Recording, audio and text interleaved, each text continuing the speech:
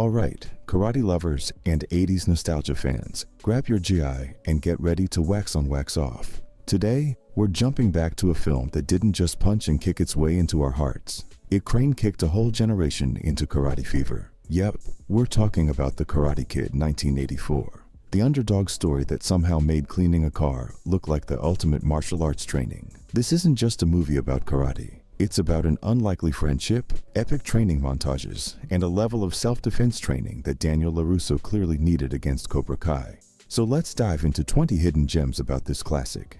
And maybe we'll finally settle the age-old debate. Was that crane kick even legal? Let's find out. 1. Commercial success.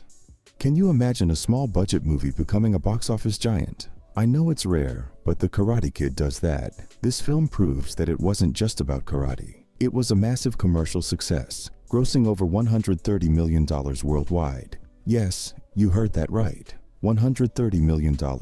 Who knew being a wimpy underdog could be so profitable? But here's a twist. The film's modest budget was just $8 million. Yes, it gained almost 15 folds of the actual budget. And The Karate Kid became a true Hollywood success story. 2. Pat Morita's big break. Do you know who Pat Morita was before The Karate Kid? Well, the answer might shock you. He wasn't well known and was mostly featured comedic, yet small roles, but The Karate Kid revitalized his career and even earned him an Oscar nomination for Best Supporting Actor. Talk about a comeback. Morita went from making people laugh on happy days to making them cry. Tears of joy, of course. As the wise Mr. Miyagi, it's a career pivot that would make even the most seasoned actor jealous. 3. Karate fever. What would you do if a movie made karate cool again? The Karate Kid did just that, popularizing karate in the United States and turning it into a national craze. Who didn't want to be a karate master after watching Daniel LaRusso? It was like the 80s version of a TikTok challenge, but instead of dancing, everyone was kicking and punching their way to fame. Karate classes were suddenly the coolest thing since sliced bread. 4th, Mr. Miyagi's original role. Next up is this. Pat Morita was initially turned down for the role of Mr. Miyagi. Yes, that's right. Can you imagine anyone else playing this iconic character? I don't think so, but thankfully, the producers came to their senses and gave him the part. Morita had to grow a beard and change his accent to convince them he wasn't just a comedic actor. Talk about method acting. It's hard to picture anyone else saying wax on, wax off. And honestly, we don't need to do that either. 5. Halloween costume foreshadowing. Did you notice Daniel's Halloween costume at the party? But do you the story behind it? Let me open it up for you. It was actually foreshadowed earlier in Mr. Miyagi's workshop. Those parts hanging in the background. Yep, they were part of the costume. Talk about attention to detail. The filmmakers were like, hey, let's make this costume thing a thing. And it became one of the most memorable moments in the film. It's like they knew we'd be geeking out over these little Easter eggs. As in 6. Injuries on set. What happens when you mix real martial arts with movie magic? Injuries. Ralph Macchio got hurt during the fight scene outside the Halloween party, and the Cobra Kai actors complained that Pat Morita's stunt double hit too hard. Ouch. It's like they say, no pain, no gain. But in this case, it was more like, no pain, no Oscar. Guess that's what happens when you're trying to make karate look real. 7. You're the Best song. Do you know the song You're the Best by Joe Esposito? And do you know who actually wrote that? Well, it was originally written for Rocky III, but unfortunately got rejected. Luckily, it found its way into The Karate Kid and became an iconic anthem. Imagine if it had ended up in a different movie. It just wouldn't be the same. This song is so synonymous with karate and underdog stories that it's hard to imagine it anywhere else. It's like the soundtrack to every triumphant moment in the 80s. 8. Deleted fight scenes. Now imagine if there were more fight scenes between Daniel and Johnny. There were actually 2 deleted scenes planned for the school grounds, but they never made the cut. Maybe they were too intense, or maybe the filmmakers just didn't want to make the school look too violent. Either way, it's interesting to think about what could have been. Perhaps those scenes would have made the movie even more epic, but we'll never know. 9. Mr. Miyagi's car gift. What would you do if someone gave you a vintage car as a birthday gift? Well, if it's me, I would definitely cry tears of joy, of course. Now, that's exactly what Mr. Miyagi did for Daniel. He gifted Daniel a vintage car for his birthday. And guess what? Ralph Macchio still owns that car. It's like the ultimate keepsake from a movie that changed his life. Who wouldn't want a piece of cinematic history in their garage? I guess everyone does want that masterpiece, no? Sensei Kreese's backstory. Did you know Sensei Kreese was a U.S. Army captain and a Vietnam veteran? Yes, he actually was, and no wonder he was so intense and aggressive in his teaching methods. It's like he brought the battlefield to the dojo.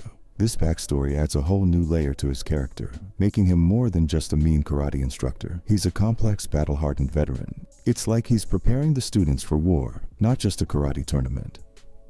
11th and then tournament referee. Next up is this. The referee in the tournament was played by real-life martial artist Patty Johnson. Yes, that's true. And in addition to that, he was also the primary fight consultant and combat choreographer for the film. Talk about authenticity. Having someone who actually knows what they're doing makes the fight scenes look way more realistic, doesn't it? It's like they brought in a karate expert to ensure that every kick and punch was spot on, adding a layer of credibility to the movie. 12. Crane kick controversy. What would you do if you were told the crane kick was illegal? Not true.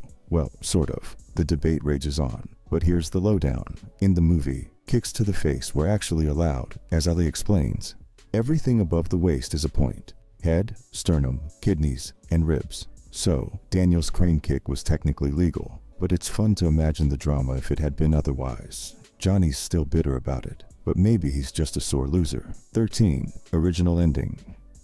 The original ending of The Karate Kid is actually the opening scene of The Karate Kid Part 2. It shows Kreese berating Johnny for losing the tournament. Talk about a cliffhanger. It's like they knew they were setting up a sequel from the very beginning. Imagine watching the first film and then having to wait years to see what happens next. The ultimate tease.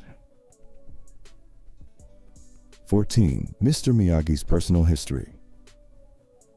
Next up is this. Mr. Miyagi shared his tragic past with Daniel, including the loss of his wife and son in childbirth at the Manzanar internment camp.